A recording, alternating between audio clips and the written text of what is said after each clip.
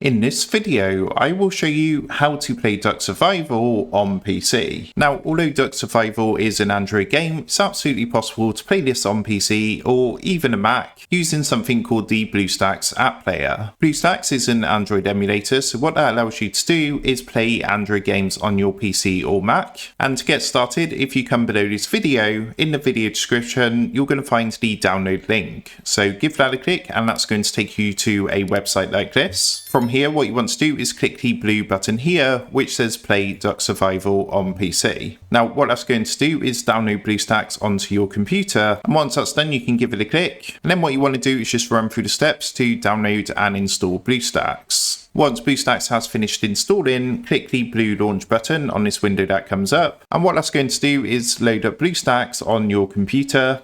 And because you've clicked the link, it's going to take you directly to the download page for Duck Survival. So from here, you're going to see a button which says install from Google Play. Give that a click.